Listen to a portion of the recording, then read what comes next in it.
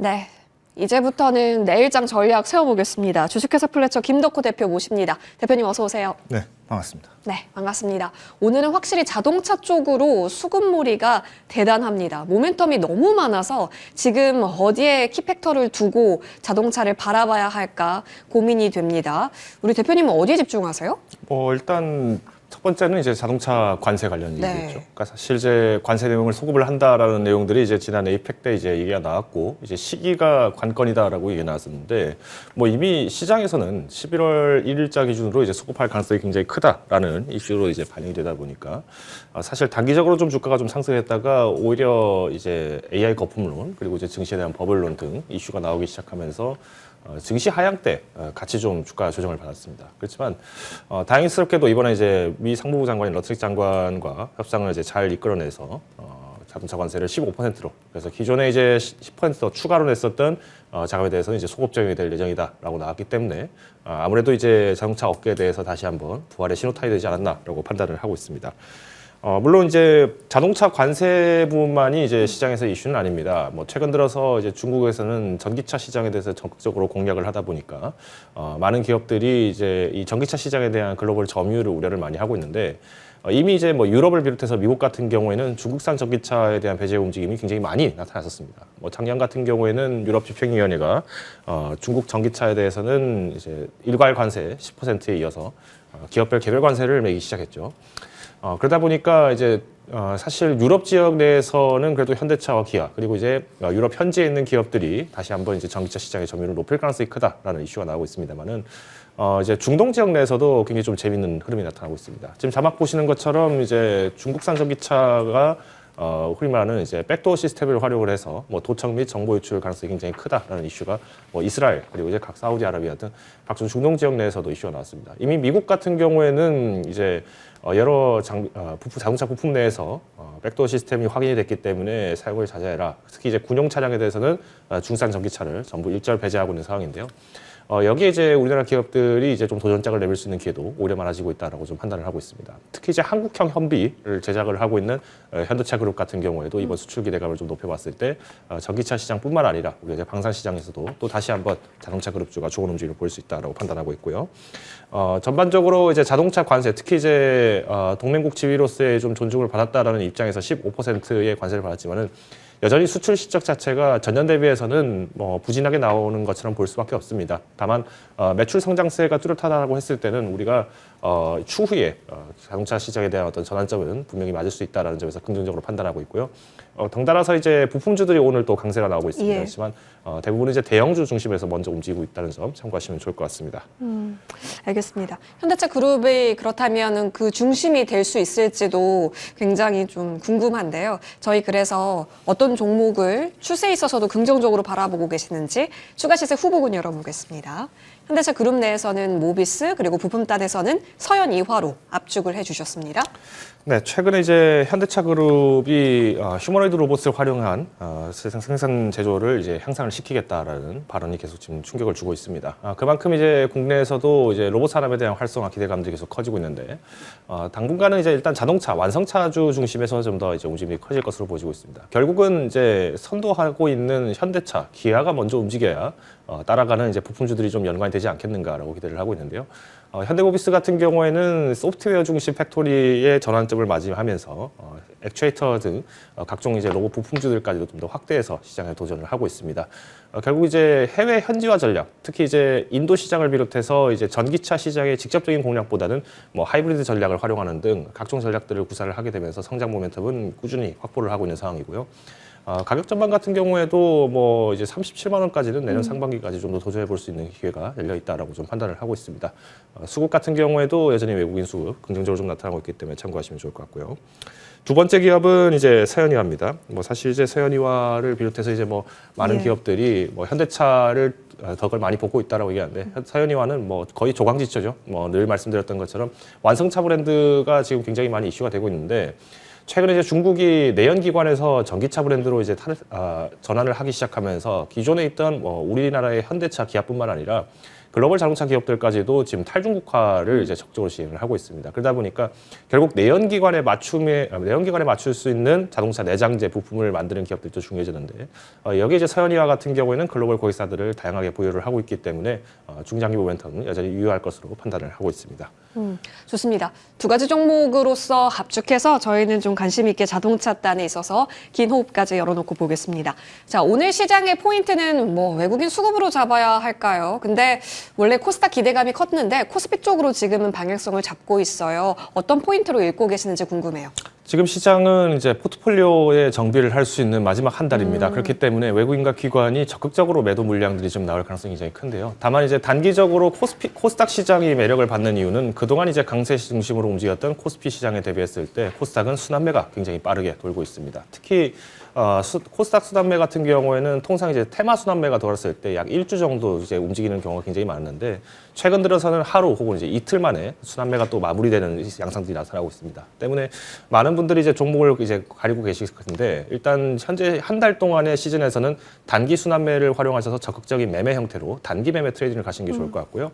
오히려 주도주를 비롯한 대형 종목들 같은 경우에는 내년 상반기까지 꾸준한 매집 전략 취하시면은 좋은 수익을 만들 수 있지 않을까 판단을 하고 있습니다. 알겠습니다. 오늘 장 마무리하고 오겠습니다.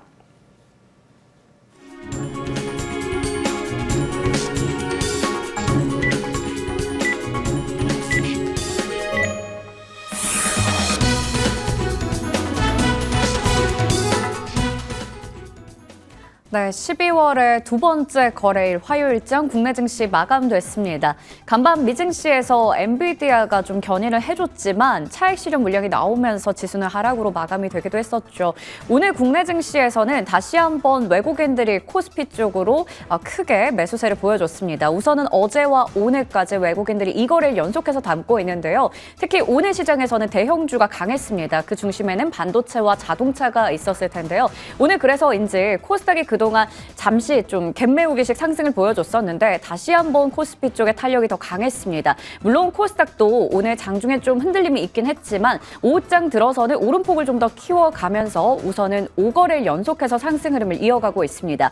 코스피 지수 2% 가까이 올라가면서 3,994선, 다시 한번 4,000포인트에 근접한 모습으로 마감됐고요. 코스닥 지수는 0.65% 오르면서 928선에서 문 닫았습니다. 달러원 환율은 오늘 2원 가까이 하락했습니다. 1,468원 40전 기록했습니다. 물론 여전히 1,470원 부근에서 움직이고 있지만 그래도 수급 한번 보시면요. 앞서 말씀드렸던 것처럼 거래소에서 외국인들이 오늘 1조 원 가까이 물량을 담았습니다. 기관도 마찬가지로 5,500억 원 넘게 매수세를 보여주면서 메이저 주체들의 힘이 오늘 강하게 들어왔습니다. 반면에 개인들은 1조 5천억 원가량 차익 실현에 나섰습니다. 코스닥 시장으로 이동해 보겠습니다. 오늘 코스닥 시장에서는 외국인들이 좀 팔았습니다. 1,400억 원 넘게 매물 던졌고요. 그리고 기관 쪽에서는 매수 우위, 개인들도 함께 소폭이지만 매수세를 나타냈습니다. 자, 이어서 시가총액 상위주의 움직임은 머니맵으로 훑어보도록 하겠습니다. 앞서 말씀드린 대로 오늘 반도체와 자동차 쪽 대형주들이 시장을 끌어줬습니다. 하나씩 좀 체크를 해볼 텐데요. 지난번에 있었던 깐부 회동에서의 젠슨환 좀 CEO가 약속을 지킨 것 같습니다. GPU 일부 공급 소식과 함께 오늘 오름세를 나타내는데요. 삼성전자 3% 가까이 올라갔고요. 오늘은 다시 한번 SK하이닉스가 좀 더 탄력적인 모습을 나타냈습니다. 4% 가까이 상승했습니다. 각각 10만 전자와 55만 닉스 기록하면서 마무리 지었고요. 이오테크닉스 오늘 1% 정도 오름세, 나머지 DB하이텍과 이수페타시스도 상승불을 켰습니다. 제약 바이오 쪽 한번 체크해 볼 텐데요. 그동안 시장에서 코스닥 지수를 끌어올렸던 게 바로 제약 바이오였는데 오늘은 일부 종목들이 좀 밀렸습니다. 아무래도 펩트론, 케이젠 뭐 등등의 종목들 비롯해서 좀 악재가 나오는 종목들 위주로 크게 밀리고 있죠. 우선 알테오젠이 오늘 4% 가까이 하락했고요. 삼성 에피스홀딩스 두 자릿수 급등했지만 지난번처럼 다 같이 올라가는 모습은 아니었습니다. 그러다 보니 오늘 코스닥 지수가 상대적으로 좀 더 힘이 약했던 것도 있었겠죠. 파마 리서치 오늘 5%가 넘게 반등하는 모습도 포착할 수 있겠습니다. 배당소득 분리 과세안 상임위 통과 소식에 오늘 금융사 그리고 지주사 관련주들이 좋았습니다. KB금융이 5% 가까이 올라갔고요. 나머지 종목들도 2에서 3%가량의 강세를 보여주면서 끝냈습니다. 그동안 조선주와 방산 대표주들이 좀 쉬어갔었는데 오늘 우선 조선 쪽에서는 대표주들이 일제히 2% 내외로 상승하는 흐름 확인되고 있고요. 우주항공 방산 쪽에서는 한화 에어로스페이스 제외하고는 아직까지도 약간의 차익 실현 물량이 좀 나오고 있습니다. 그런 가운데 자동차 관련주들, 대표주들 좀 쉬어가다가 오늘 다시 한번 크게 움직입니다. 미국의 자동차 관세 소급 인하와 관련된 이야기가 나오면서 오늘 나란히 4%대 강세를 보여줬고요. 부품주로도 이러한 수급들이 유입되면서 오늘 시세가 좋았습니다. 그리고 유틸리티 쪽에서는 전력기기 관련주들 올해 들어서도 수출액이 역대 최고를 기록하고 있다고 합니다. 실적에 대한 기대감과 함께 오늘도 오름세를 나타냈습니다. 2차 전지 관련주들도 볼 텐데요. 포스코 퓨처엠이나 LG화학 제외하고는 일단 빨간불이 들어와 있습니다. 어제 강하게 올라줬던 에코프로 그룹주들 오늘도 소폭이지만 시세를 이어가는 흐름이었습니다. 로봇 관련주들도 최근에 주목받고 있습니다. 레인보우 로보틱스 4%가량 올라갔고요. 감속기 관련해서 SPG 오늘 신고가 기록하면서 마무리 지었습니다. 이어서 거래량과 거래대금 상위 종목들 훑어보겠습니다. 오늘 코스피에서는 1위가 삼성전자입니다. 10만 3,400원 기록했고요. 코오롱 모빌리티 그룹 오늘 두 자릿수 급등세를 보여줬습니다. 이외에도 조선뿐만 아니라 해운주도 강했습니다. 펜오션과 대한해운 같은 종목들 오늘 9%, 11% 정도의 급등세가 확인됐고요. 나머지 종목들 KG 모빌리티, 한온시스템 등등 자동차 부품주에서도 강한 시세를 확인할 수 있었습니다. 거래대금 상위 종목들 볼 텐데요. IT 투톱과 함께 삼성 에피스홀딩스 오늘 눈에 띄었고요. 현대차 그리고 오토에버까지 자동차 관련주들 확인할 수 있겠습니다. KB금융과 이수페타시스, 한화에어로스페이스 그리고 두산에너빌리티까지 거래대금 상위 종목에 랭크가 됐습니다. 이어서 코스닥 시장으로 이동해 보겠습니다. 고영이 최근의 시세가 두드러지죠. 오늘도 거래량 상위 1위를 기록했습니다. 이외에도 이뮤온시아가 8%대 강세 보여줬고요. 대한광통신도 오늘 두 자릿수 급등세가 확인되고 있습니다. 거래대금 상위 종목에서는 고영 그리고 프로티나가 대단합니다. 오늘 20%가 넘는 급등세를 나타내면서 마무리 지었고요. 이제 10만 원 선도 넘어섰죠. 그리고 로보티즈 비롯해서 최근에 로봇주들이 많이 올라왔었는데 오늘은 고영과 로보티즈 정도 체크되고 있고 에코프로도 오늘 거래대금 상위 쪽에 랭크되어 있습니다. 펩트론이 악재 속에서 어제 이어서 오늘도 크게 밀렸습니다. 8%가량 쉬어갔고요. ABL 바이오와 뉴로핏은 오늘도 상승불 켜면서 거래대금 상위 쪽에 랭크됐습니다. 지금까지 화요일장 마감 현황 체크해드렸습니다. 네, 시장 대단하네요. 아시아권에서 우리나라 시장 선방합니다. 양대 시장 모두 플러스권이고 심지어 종가가 장중 고가에서 종가를 형성했다라는 점입니다. 특히나 코스피에서는 외국인이 장 막판 더 담으면서 조단위 매수가 들어왔습니다. 물론 이제부터는 연말까지만 플레이를 할지 아니면 내년도까지 끌고 갈까에 대한 고민과 함께 12월장에 대한 계획을 세우셔야 될 것 같은데요. 그런 관점 하에서 시기적으로 그리고 어떤 섹터로 더 모멘텀 평가하고 계시는지 김덕호 대표님께서 준비하고 계시는 공략 섹터 열어보겠습니다. 대장도 대장인데 오히려 반도체 소부장에서 기회를 찾자라는 의견이시네요. 네, 아무래도 이제 반도체 섹터가 지난 일주일 동안 좀 조정세가 좀 깊어지다 보니까 많은 분들이 좀 우려를 하셨을 것 같은데 오늘 SK하이닉스가 상승했던 원인들을 되짚어 본다라고 하면은 여전히 반도체 소부장주도 기회가 남아 있다라고 판단을 하고 있습니다. 오늘 이제 미국 증시 같은 경우에는 엔캐와 더불어서 이제 브로드컴 같은 경우에는 이제 TPU의 독주에 대비했을 때 엠피의 반격이 시작될 것이다 기대감으로 상승하게 됐는데 마찬가지로 SK하이닉스, 삼성전자가 강세를 보였던 원인도 CBM 납품에 대한 기대감이 덩달아 나오면서 오늘 소주자주도 같이 강세가 나오고 있습니다. 특히 이제 반도체를 비롯해서 바이오 등 주도주 같은 경우에는 내년 상반기까지도 꾸준하게 매집 전략을 가신다라고 있습니다. 다만 이제 접근하실 때 조심하셔야 되는 거는 일단 중국이 최근 들어서 기술 자료가 하고 있기 때문에 아무래도 이제 국내 기업들 같은 경우는 R&D 부담이 증가할 수밖에 없습니다.